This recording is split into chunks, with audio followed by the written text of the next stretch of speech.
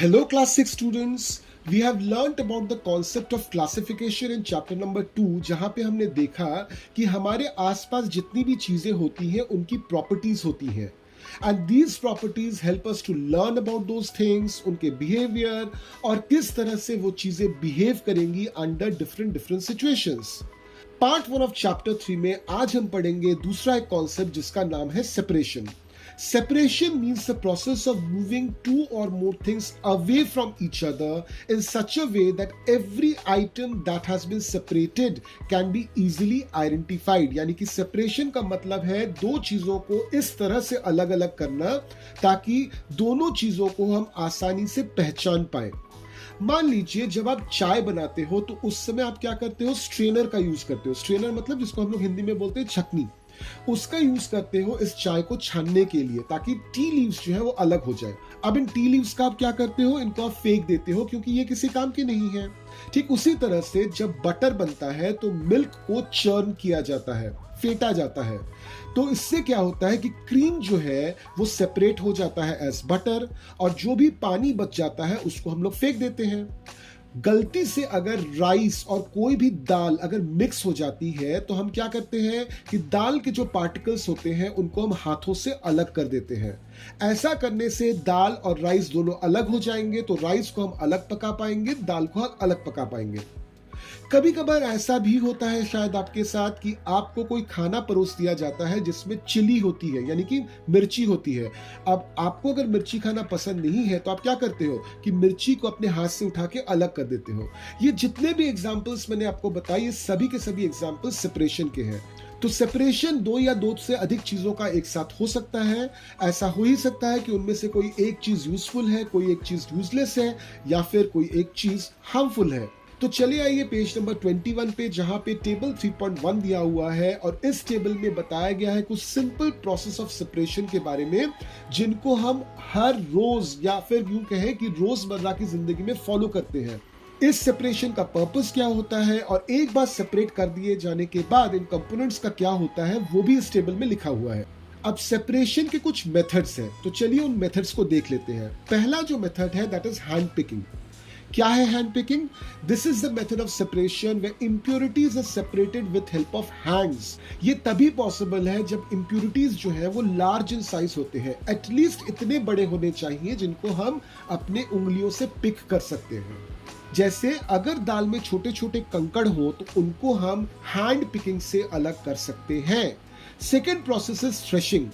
This is the method of separation where the impurity is lighter in weight and is separated by applying force. Say for example, जब गेहूं या चावल उगता है तो चावल या गेहूं के जो बीज होते हैं उसके ऊपर हस्क लगी होती है. हस्क मतलब उसका छिलका होता है. जब इस चावल के दाने को या गेहूं के दाने को हम धूप के नीचे सुखाते हैं तो ये हस्क जो है ये हल्का हो जाता है, ये खुल जाता है थोड़ा थोड़ा. अब क्या किया जाता है कि उस चावल को या गेहूं को रखकर जोर से एक डंडे से पीटा जाता है. पीटने से क्या होता है कि जो हस्क है वो निकल के अलग हो जाता है. आजकल के दिन में यही वाला प्रोसेस हम मशीन्स के जरिए भी कर सकते हैं और ये एक बेहतरीन एग्जांपल है थ्रेशिंग का. तीसरा प्रोसेस है विनोइंग. इसको आपने घर पे भी देखा होगा. This is a method of separation where the impurity is lighter in weight and separated by blowing air. अब डेफिनेशन अगर आप देखते हो थ्रेशिंग और विनोइंग की करीब करीब सेम है. दोनों में बोला गया है कि impurities are lighter in weight. मगर डिफरेंस ये है कि थ्रेशिंग में आप फोर्स यूज करते हो और विनोइंग में आप हवा का इस्तेमाल करते हो. तो से फॉर एग्जांपल जो हस्क होता है सीड्स पर, ये हस्क किसके लिए काम में आता है? जो पालतू जानवर होते हैं उनको खिलाने के लिए. तो क्या जाता है कि सीड्स जिनमें हस्क लगा हुआ है उसको थोड़ी सी ऊंचाई से हम नीचे फेंकते हैं. तो जब ऊंचाई से नीचे फेंकेंगे तो उसका जो हस्क होगा चूंकि वो हल्का है वो आसानी से अलग हो जाता है और तुरंत इसको एक अलग कंटेनर में हम कलेक्ट कर लेते हैं और कैटल्स को खिला देते हैं. तो ये एक एग्जाम्पल हो गया विनोइंग का. चौथा जो प्रोसेस है that is sieving. This is a process of removing medium-sized impurities by making a mixture pass through a strainer with small holes. तो सीविंग का एक बेहतरीन एग्जाम्पल है जो आपने घर पे भी देखा होगा वो है छलनी. तो से फॉर एग्जांपल जब फ्लावर बनता है, फ्लावर मतलब जब मैदा बनता है, तो वीट को हम सीव करते हैं। वीट में छोटे छोटे कंकड़ होते हैं मीडियम साइज के, जिनको हम हाथों से नहीं निकाल सकते। तो जब इस वीट को हम छलनी के ऊपर डालते हैं तो छलनी से छन के जो वीट का दाना होता है वो तो गिर जाता है, मगर कंकड़ जो है वो छलनी पे रुक जाते हैं। So this is sieving. Sieving generally किया जाता है थ्रेशिंग और विनोइंग के बाद। तो एक एक्टिविटी दी हुई है पेज नंबर 23 पर, एक्टिविटी 4, जिसको आप परफॉर्म कर सकते हो to understand the process of sieving in a better way. Fifth process है sedimentation. This is the process of separation where the heavier particles are allowed to settle down in water. Say for example चावल। चावल पकाने से पहले obviously उसमें से दाने निकाले जाते हैं, उसकी थ्रेशिंग होती है, विनोइंग होती है, फिर भी उसमें कुछ इम्प्योरिटीज बच जाते हैं। तो हम क्या करते हैं कि पानी डालते हैं इस चावल में। एक बार जब पानी डाला जाता है इस रॉ चावल में, तो जितने भी पार्टिकल्स होते हैं, इम्प्योरिटीज जो हल्के होते हैं, वो पानी के सतह पर तैरने लगते हैं, और चावल जो एक हैवियर पार्टिकल है इस केस में, वो नीचे आके सेटल हो जाता है। तो इस तरह से हमने हैवियर पार्टिकल्स को नॉन हेवी पार्टिकल्स से अलग कर दिया यूजिंग सेडिमेंटेशन। सेडिमेंटेशन के अगले वाला प्रोसेस है decantation. The process of separation where impurities that do not dissolve in water are removed is called decantation. तो पहले वाले एग्जाम्पल को अगर हम कंटिन्यू करें तो हमने क्या देखा, पानी में जब चावल हम डालते हैं तो चावल चूंकि भारी होता है, इट सेटल्स डाउन। जो इम्प्योरिटीज होते हैं वो हल्के होते हैं, तो they start floating on the water. अब धीरे से अगर इस पानी को, जिस पानी में इम्प्योरिटीज है, उसको निकाल दें, तो इसको हम लोग बोलते हैं डिकैंटेशन। हमेशा याद रखिए, डिकैंटेशन हमेशा सेडिमेंटेशन प्रोसेस के बाद ही किया जाता है। Seventh process is filtration. The process of removing impurities by using a filter is called filtration. तो जैसे हमने The process of removing impurities by using a filter is called filtration. आपने चाय बनाया, कुछ देर इस चाय को रख दीजिए अलग से। चाय की जो पत्तियां होंगी वो चाय के सतह पर तैरने लगती हैं। आप हल्के से डिकैंटेशन के मदद से ऊपर से ये पत्तियां निकाल सकते हो। इसके बाद भी आप देखोगे कि कुछ पत्तियां रह जाती हैं चाय में, तो हम लोग क्या करते हैं, हम लोग यूज करते हैं स्ट्रेनर या छकनी, और उसके जरिए हम चाय को छान लेते हैं। तो यहाँ पे जो मेरा स्ट्रेनर है that is acting as a filter, और इस प्रोसेस को हम लोग बोलते हैं फिल्ट्रेशन। यही वाला प्रोसेस आपने घर पे बहुत सारे कामों में देखा होगा। से फॉर एग्जांपल जब आप जूस निकालते हो तो जूस में जो फ्रूट होता है या वेजिटेबल होता है, उसका पल्प यानी कि उसका जो रस्सा है वो रह जाता है।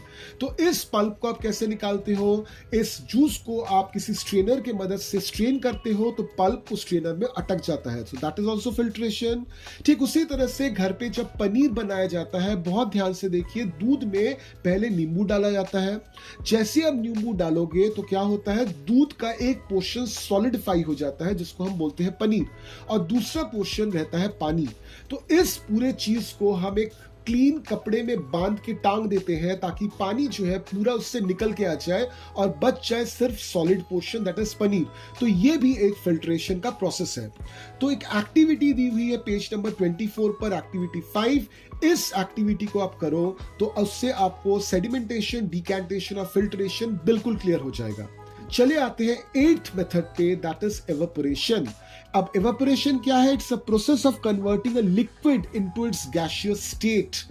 एवापोरेशन का कॉन्सेप्ट भी हम यूज कर सकते हैं सेपरेशन के लिए। से फॉर एग्जांपल आपने समुंदर का पानी यानी सी वाटर कलेक्ट किया और उसको छोटे छोटे कंटेनर्स में रख दिए। इस कंटेनर को अगर आप धूप के नीचे रख दोगे तो कुछ दिनों में क्या होगा, वो पानी जो है समुंदर का वो सूख जाएगा और पीछे छूट जाएगा व्हाइट कलर का एक पाउडरी सब्सटेंस जो बेसिकली आपका सॉल्ट है। तो एवापोरेशन जो है ये हर एक टेम्परेचर पे होता है जहां पे एक लिक्विड कन्वर्ट हो जाता है अपने गैसियस स्टेट में और पीछे छोड़ जाता है सॉलिड पार्टिकल्स। आप कर सकते हो activity 6 from page 25 to understand the process of evaporation practically. अब ये जो 8 मेथड्स ऑफ सेपरेशन हमने पढ़े, ऐसा नहीं है कि किसी एक मेथड का ही इस्तेमाल किया जाता है किसी एक चीज को सेपरेट करने के लिए। कभी कभार ऐसा होता है कि बहुत सारे मेथड्स को हमको एक साथ यूज करना पड़ता है, तभी सेपरेशन पॉसिबल हो पाता है। से फॉर एग्जांपल, आपने एक कटोरी में सैंड और सॉल्ट का मिक्सचर लिया, तो सैंड और सॉल्ट जब आप मिक्स करोगे तो उसको आप अलग कैसे करोगे? तो आपको सबसे पहले जो करना पड़ेगा, इस मिक्सचर में पानी डालना पड़ेगा और उसको कुछ देर के लिए रख देना पड़ेगा। तो जब आप ऐसा करते हो, जब आप उस पानी को, उस मिक्सचर को कुछ देर के लिए रख देते हो, तो आप क्या कर रहे हो? सेडिमेंटेशन कर रहे हो। अभी आप क्या करो कि ये जो पानी है इसको हल्के से ड्रेन आउट कर लो। ये जो आप कर रहे हो इसको आप क्या बोलते हो? डिकैंटेशन। तो इससे क्या हुआ? पानी में जो घुला हुआ नमक है वो अलग हो गया और सैंड अलग हो गया। अब इस सैंड को आप सूखने छोड़ दीजिए, इसमें बचा हुआ पानी इवापोरेट हो जाएगा, आपको प्योर सैंड मिल जाएगा। अब आपके पास पड़ा है the mixture of water and salt. इस मिक्सचर को आप स्टोव पे रखिए, हीट कीजिए, तो कुछ देर बाद इवेपोरेशन के वजह से पानी जो है वो पूरा इवेपोरेट कर जाएगा और आपके कंटेनर में रह जाएगा सिर्फ और सिर्फ सॉल्ट। अगर इस पानी को भी आप कलेक्ट करना चाहते हो तो आपको क्या करना पड़ेगा? एक वेसल लीजिए, आपका जो कंटेनर है जहां पे पानी उबल रहा है, वहां का जो वाटर वेपर निकल रहा है, इस तरह से अपने वेसल को रखिए कि वाटर वेपर आके इस वेसल पे हिट करे। तो क्या होगा? जैसे ही वाटर वेपर इस वेसल पे हिट करेगा, वो वाटर वेपर वापस से पानी बन जाएगा और इस पानी को आप दूसरे कंटेनर में कलेक्ट कर लीजिए। तो ये जो प्रोसेस है जहां पे वाटर वेपर वापस से लिक्विड फॉर्म ऑफ वाटर में आ गया, इस प्रोसेस को हम लोग बोलते हैं कंडेंसेशन। तो आखिरकार आपको सैंड, सॉल्ट, वाटर, तीनों के तीनों सब्सटेंसेस सेपरेट मिल गए, मगर हाँ, यहां पे आपको यूज करना पड़ा बहुत सारे मेथड्स फॉर सेपरेशन। ये जो एंटायर प्रोसेस है ये पेज नंबर 26 के एक्टिविटी 7 में दिया हुआ है। अब ये जो एग्जांपल देखा, इसमें हमने क्या किया था कि पानी को हमने डाला था सॉल्ट और सैंड के मिक्सचर में। अगर ये प्रोसेस आप नॉर्मल रूम टेम्परेचर में करते हो तो आपको दिखेगा सर्टेन क्वांटिटी ऑफ सॉल्ट जो है वो पानी में घुल गया, मगर कुछ सॉल्ट अभी भी पानी में नहीं घुला। ये क्यों होता है? ये इसलिए होता है क्योंकि वाटर की एक कैपेसिटी होती है किसी भी चीज को अपने आप में डिसॉल्व करने की, और इसको हम लोग बोलते हैं सैचुरेशन पॉइंट। तो हम बोलेंगे कि वाटर सैचुरेट हो चुका है और जो सॉल्ट नहीं घुला है वाटर में, वो सॉल्ट अभी सैंड के साथ रह जाएगा और इस मिक्सचर को सेपरेट कर पाना बहुत मुश्किल हो जाएगा। ये आपकी दी हुई है एक्टिविटी पेज नंबर 27 पर। अब यहाँ पे एक बहुत इंपॉर्टेंट सवाल है, क्या हम कुछ ऐसा कर सकते हैं कि वाटर में पूरा का पूरा सॉल्ट घुल जाए? बिल्कुल कर सकते हैं। आप इस मिक्सचर को थोड़ा सा हीट कीजिए। हीट करने पे आपको दिखेगा कि जो सॉल्ट पहले वाटर में नहीं घुल रहा था वो वापस घुल जा रहा है। यानी कि अगर आप वाटर को हीट करते हो तो उसका सैचुरेशन डिले हो जाता है, उसमें ज्यादा से ज्यादा नमक आप घोल सकते हो। एक बार ये वाटर वापस से ठंडा हो जाए तो जो भी एक्स्ट्रा नमक वाटर में घुला था हीट होने के बाद, वो वापस से सॉलिडिफाई होकर सैंड के साथ मिक्स हो जाएगा। अब सिर्फ इतना ही नहीं है, पानी में कौन सी चीज कितने अमाउंट में घुलेगी वो पूरी तरह से डिपेंड करती है उस चीज के पार्टिकल के साइज के ऊपर। मान लीजिए आपने चीनी लिया और आपने सॉल्ट लिया और दोनों को आप पानी में घोलना चाहते हो अलग अलग, तो आपको दिखेगा कि amount of salt that can be dissolved into water at normal room temperature will be much higher than the amount of sugar that can be dissolved in water under room temperature. ऐसा क्यों? क्योंकि चीनी के जो दाने होते हैं उसका साइज थोड़ा सा बड़ा होता है सॉल्ट से। यही कॉन्सेप्ट एक्सप्लेन किया गया है एक्टिविटी 10 में, which is given in page number 28। और हमने जो चीज बताई थी कि पानी गर्म करने पे उसमें ज्यादा सॉल्ट मिक्स हो सकता है, ये दी हुई है एक्टिविटी 9 में, which is given on page number 27। तो इससे खत्म हो जाता है हमारा पूरा चैप्टर 3। मैं एक्सपेक्ट करता हूं कि आपको सभी कॉन्सेप्ट्स जो हमने पढ़े इस चैप्टर में आपको क्लियर हो गए हैं। तो एक काम करते हैं, हम पार्ट 2 ऑफ चैप्टर 3 में मिलते हैं, जहां पे हम लोग सॉल्व करेंगे इस चैप्टर के एक्सरसाइजेस। तो थोड़ा सा इंतजार कीजिए अगले सेशन तक। Till then keep learning.